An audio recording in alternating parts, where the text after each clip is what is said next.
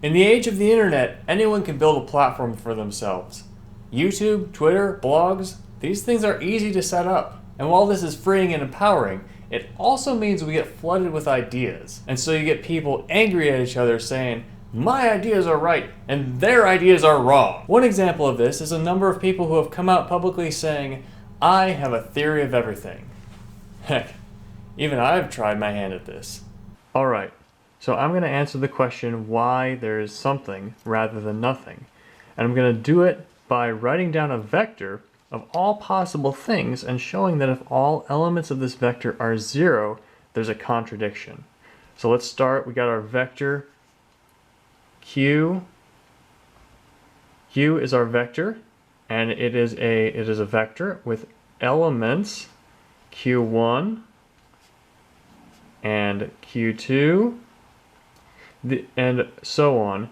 The small q's represent all possible things that can exist. And now I'm stuck. Yeah, I decided other things are more worth my time. So what is a theory of everything? And we hear someone claiming to have a theory of everything, how do you know whether they're blowing smoke or if they might actually be the next Einstein? Experts can tell at a glance, but there are still some things you can watch out for even if you know nothing about science. And that's what I'm going to help you with today.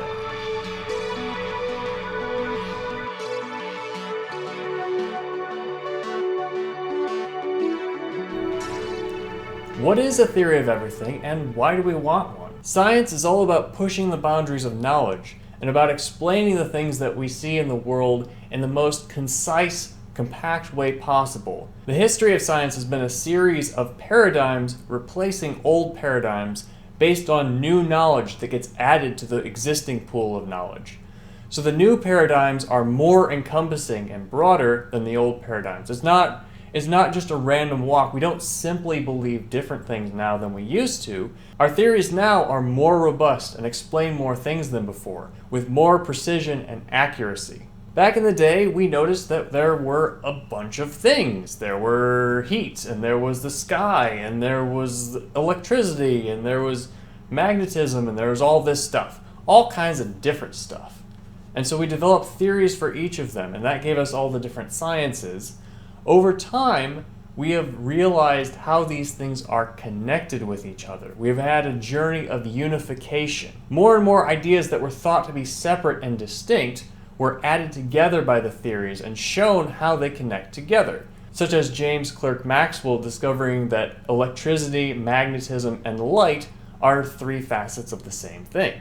So science has taken all of the things it can study and put them into a scientific jigsaw puzzle. And the process of science has been to take all the pieces and try to fit them together as well as possible, which we're doing pretty good at right now. We've got to a place where we can look at almost anything and find its connections to almost anything else. So you would expect that when we go down the ladder of reduction to the fundamental level of physical reality, we would find a theory of everything. That is one theory that everything else emerges from. But right now, we don't. At least not one that's solidly grounded in experimental evidence. Instead, we have 2.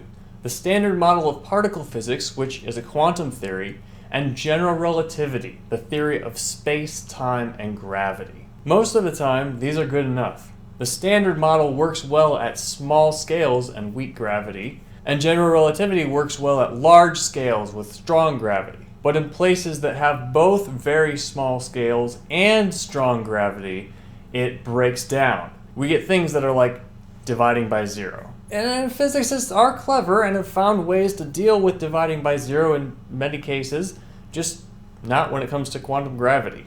On top of that, there are known phenomena that neither of these explain.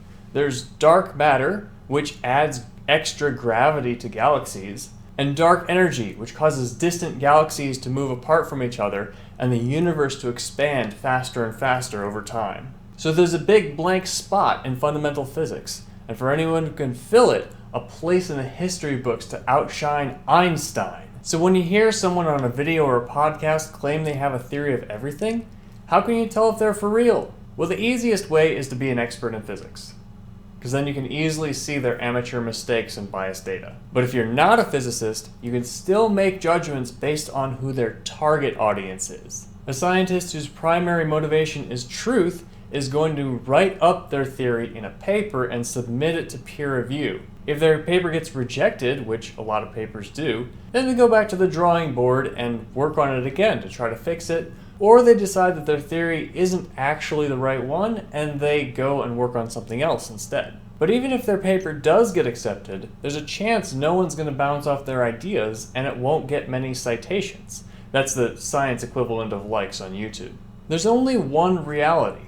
And while that doesn't necessarily mean there's only one right theory, it does mean most of the possible theories are wrong.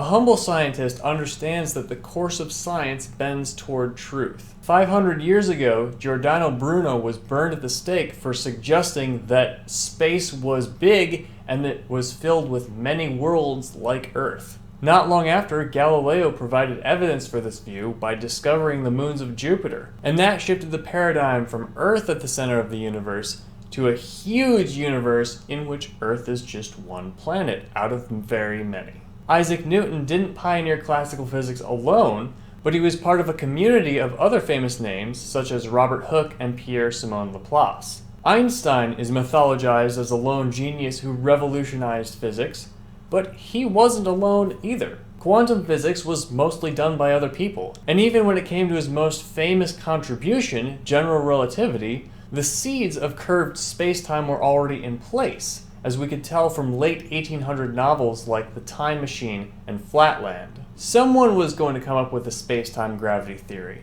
and Einstein just happened to be the right guy at the right time. If Mendeleev hadn't drawn the periodic table of the elements, someone else would have.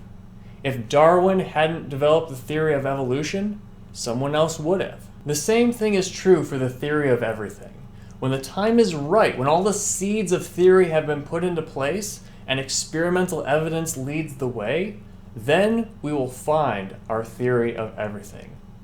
A humble scientist understands this. A scientist whose primary motivation is credit and recognition, on the other hand, might try to circumvent the peer review process and take a shortcut and get that attention they crave so much straight from the public. These people will not rely on the scientific types of arguments like statistics and data analysis and stuff like that, but will use arguments that appeal to a popular, non-scientific crowd. Arguments such as calling science dogmatic, setting up straw man arguments, and arguing from emotion. These are a sign that this scientist is more interested in personal glory than truth. I once started watching a theory of everything video that opened with an attractive pair of legs in a swishing green skirt bounding up a cluster of rocks, and I knew before I even heard a single argument that this theory was not worth my time. So when someone claims to have a theory of everything,